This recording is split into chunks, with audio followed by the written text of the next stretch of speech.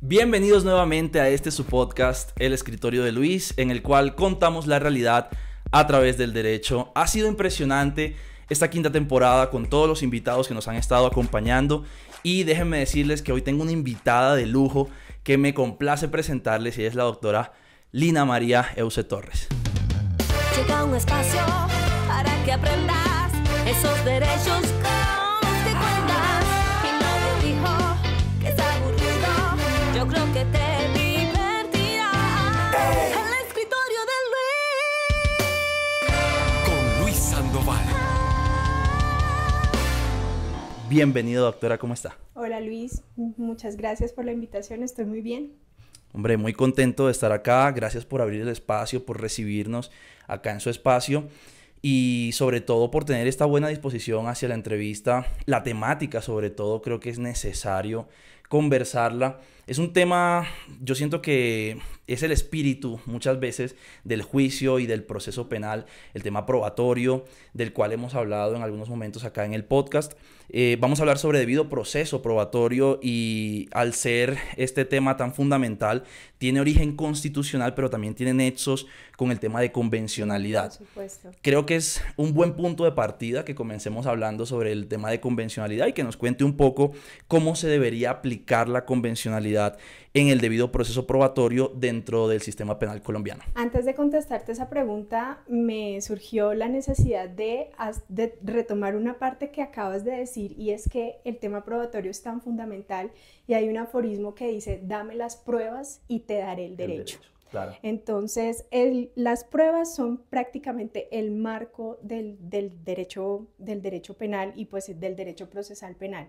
Entonces, pues para iniciar con tu pregunta sobre la convencionalidad y cómo aplicamos la convencionalidad al debido proceso probatorio, lo primero que debemos tener en claro es qué es la convencionalidad. Okay. Entonces, la convencionalidad, en palabras sencillas, es la referencia o el parámetro internacional que Colombia adscribió o que Colombia se comprometió a cumplir para incorporar en el ordenamiento jurídico interno. Claro. Entonces, cuando nosotros hablamos de convencionalidad, imaginémonos como un marco de referencia, como un parámetro en donde todas las normas y todos los procedimientos internos deben ajustarse a ese marco normativo internacional. Por supuesto. ¿Qué obligación tenemos los jueces y los fiscales cuando debemos aplicar la convencionalidad en nuestros procedimientos y en nuestras decisiones? Es ajustar todas las decisiones que tomamos, y en este caso estamos hablando de debido proceso probatorio, todas las decisiones que se toman en la producción, práctica y valoración de las pruebas que estén ajustados a esos parámetros internacionales. Entonces, después de que iniciamos con el parámetro de referencia de las convenciones, en este caso hablemos, por ejemplo, de la Convención Americana sobre Derechos Humanos, que desarrolla la Corte Interamericana de Derechos Humanos a través de su jurisprudencia. Sí. Entonces, ellos establecen ese marco de derechos y garantías fundamentales de derechos humanos con base en unos principios. ¿Cuáles son esos principios que deben incorporarse al tema probatorio en materia penal, digámoslo así? Sí. Derecho a la publicidad de la prueba, derecho a la contradicción de la prueba, derecho a la inmediación de la prueba. A mí me encanta trabajar con esos tres principios fundamentales porque yo pienso que a partir de ahí y de entender la teleología de esos principios, es decir, ¿para qué? No utilicemos así palabras como muy de derecho, sino para qué esos principios, yo creo que podemos resolver muchos problemas probatorios. Entonces, ¿qué debemos hacer los jueces? Verificar primero que la norma se ajuste a la legalidad, primer escalón. Segundo, que la norma se ajuste a la constitucionalidad, segundo escalón. Y tercero, que la norma se ajuste a la convencionalidad, es decir, a los parámetros internacionales de los convenios ratificados por Colombia. Increíble. Creo que es el mejor punto de partida porque el tema de convencionalidad lastimosamente es a veces muy ignorado en la práctica de nuestro país. Entonces, esos acuerdos, o sea, la gente tiene que saber que existen unos acuerdos, que Por existen supuesto. unos tratados y que Colombia tiene esos compromisos y que son múltiples. Entonces, de ahí pues me parece que empezamos bastante bien con esa pregunta y nos pone mucho en contexto porque también hablando ese asunto de iniciar el proceso penal muchas veces inicia o siempre inicia realmente con la estipulación o la construcción de los hechos jurídicamente relevantes. Y ahí hay un punto que es crucial y que se está discutiendo muchísimo a día de hoy en la academia, no solamente en la academia, sino en el litigio e incluso desde el Poder Judicial como tal. Entonces, inicia con el tema de los hechos jurídicamente relevantes, que a veces es un poco complejo construirlos, que hay que saber la labor del fiscal, por ejemplo, construir correctamente esos hechos y también hacer ese control de qué delito se va a escoger. A partir de esos hechos que tiene la fiscalía, entonces hay que ver qué delito vamos a imputar.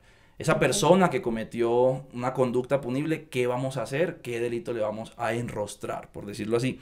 Y ahí hay una pregunta que, de hecho, hace poco lo hablaba en clases de especialización, y es el tema del control formal y material.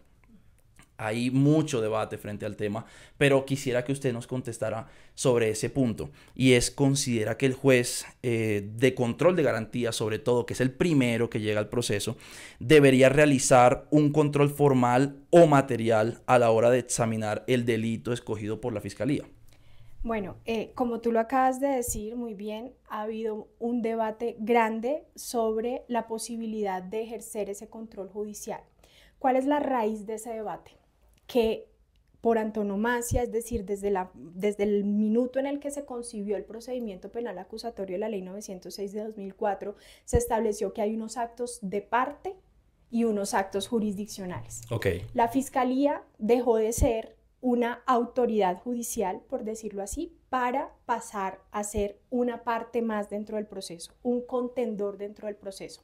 Entonces, el debate de dónde surge, de decir, hombre, la Fiscalía, como parte dentro del proceso, tiene la potestad y como dueño de la acción penal, como el ejecutor de la acción penal, tiene la potestad de presentar los hechos jurídicamente relevantes conforme él los ha concebido y adecuarlos a un tipo penal que él, en su conocimiento como fiscal, debería tener. Okay. Pero ¿qué pasa? Los errores son manifiestos cuando se deja a la discrecionalidad de ejercer el control de legalidad sobre unos hechos jurídicamente relevantes, sobre todo cuando hay momentos en los que se puede presentar justicia negociada. Tremendo. Eso es otro universo, Claro. porque entonces ya vemos que la Fiscalía puede modificar la calificación jurídica, por ejemplo, para conceder beneficios, rebajas de pena, bueno, pero Claro. eso es otro tema por el que no me quiero ir, porque lo importante de establecer en este momento, con el desarrollo de la jurisprudencia como va en la actualidad, es que para la Corte Suprema de Justicia sí es necesario establecer un control material de la acusación, de la imputación primero, de la acusación después. Buenísimo. ¿Qué ha dicho la Corte sobre el particular? La Corte dice, la intervención del juez, si bien reconocemos que es un acto de parte, la Corte nunca ha dejado de decir que la acusación y la imputación son actos de parte, la labor judicial del juez, la labor del juez es ejercer un control de legalidad sobre todos los actos que se sometan a la jurisdicción. Claro. Entonces, si el juez verifica, por ejemplo, que los hechos de la imputación, los hechos jurídicamente relevantes, no están conformes como lo exige el Código de Procedimiento Penal, artículo 287 de la Ley 906 de 2004, Sí. nos establece cómo deben estar presentados, comunicados los hechos jurídicamente relevantes, que deben ser en un lenguaje claro, comprensible, para que la persona a quien yo se los estoy comunicando me pueda entender. Entonces, si esos hechos no están conforme lo exige la ley, ¿qué debe hacer un juez? ¿Quién es el natural llamado a que se cumplan las normas de un código? Claro, el juez, director del el director del proceso. Tanto que se dice y que se habla pues del tema del juez. Es muy importante esto, sobre todo porque si lo traemos en conexidad con la primera pregunta, yo creo que una de las razones de peso para poder argumentar que el juez tiene que hacer ese control es la convencionalidad. Exactamente. Porque si bien, usted lo ha dicho, vía jurisprudencia se ha tratado el tema, realmente al no existir algo escrito que nos defina la competencia y que nos defina lo que debería o no debería hacer el juez de control de garantías frente a ese error, ese posible error de la fiscalía, pues es importantísimo irnos a la convencionalidad, y lo mencionaba. Y es que mira cómo es de importante la labor del juez, la labor convencional, de convencionalidad del juez, que hay un caso muy emblemático y es que, y me encanta citarlo en estos ejemplos, cuando dentro del ordenamiento jurídico interno no hay una norma expresa que regule una práctica, pero que sí es un derecho convencional que está regulado internacionalmente. Y el caso es el siguiente, no sé si has escuchado hablar de pronto del derecho a la última palabra. No lo he escuchado. Bueno, imagínate, esto es interesantísimo. Nosotros vemos en las dinámicas de las audiencias que siempre el último que interviene es el procesado. Ok. El último que practica la prueba es el procesado, la defensa y el procesado. En cualquier dinámica, en cualquier ejercicio dialéctico de una audiencia, el procesado es el último que interviene. Esto no es azaroso. Esto no es porque el legislador quiso que, bueno, turnemos los órdenes de las intervenciones en las audiencias. No. Eso, si bien no está expresamente estipulado en el Código de Procedimiento Penal, sí obedece a un principio convencional, que es el principio de contradicción. Para yo poder contradecir algo, yo lo tengo que conocer primero. Claro. Yo, para poder contradecir las pruebas de la fiscalía, yo las tengo que conocer primero. ¿Qué pasó en este caso? Muy resumido. El juez, por economía, o sea, se le abona la buena intención al juez, y por darle celeridad al juicio, dijo, turnémonos, ya que están aquí los testigos de la defensa, entonces escuchemos primero a los testigos de la defensa y luego escuchemos a los testigos de la fiscalía, y el que vaya llegando se va interrogando. En ese momento la Corte prendió las alarmas, llamó la atención y dijo, no señor, si bien el Código de Procedimiento Penal, y ahí es donde viene el control de los jueces, o sea, los primeros llamados a garantizar la legalidad del proceso y la convencionalidad, el juez dice, la Corte le dice, no señor juez, tiene una razón de ser que el procesado sea el último que intervenga, tiene una razón de ser que el procesado sea el último que pregunte. Tremendo. Exactamente. Entonces, como te digo, esa es la primera labor de los jueces, garantizar la legalidad. Y eso, si lo pasamos a la segunda pregunta que me haces, al control judicial de la imputación y de la acusación, en este momento la Corte, la situación actual, el estado actual de cosas en la jurisprudencia, establece que sí, que los jueces debemos hacer un control material de la acusación. No un control irrestricto, no un control sin ninguna limitación, no, un control ponderado y limitado. ¿Cuál es ese límite? Establecer que la Fiscalía no esté haciendo imputaciones infladas, por ejemplo. Claro. Que la Fiscalía no esté haciendo imputaciones contrafácticas, es decir, que yo esté ante unos hechos que claramente son un acceso carnal violento, y me están diciendo aquí que se trata de un acto sexual violento. Entonces yo como juez ahí tengo que garantizar no solamente los derechos del procesado, también los derechos de las víctimas. Claro. Y decir, en este caso, señor fiscal, por favor, verifique los elementos materiales probatorios, verifique los hechos jurídicamente relevantes y verifique que esa atribución jurídica, ese juicio de tipificación, de verdad corresponda.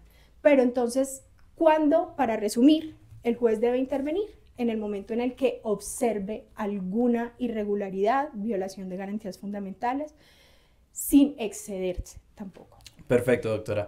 Muchísimas gracias por estos temas que hemos estado tocando en estas primeras dos preguntas. Este primer cajón creo que van a resolver muchas dudas, sobre todo porque pues ha sido muy clara para nuestra audiencia, y podemos cerrar esta primera parte de la entrevista.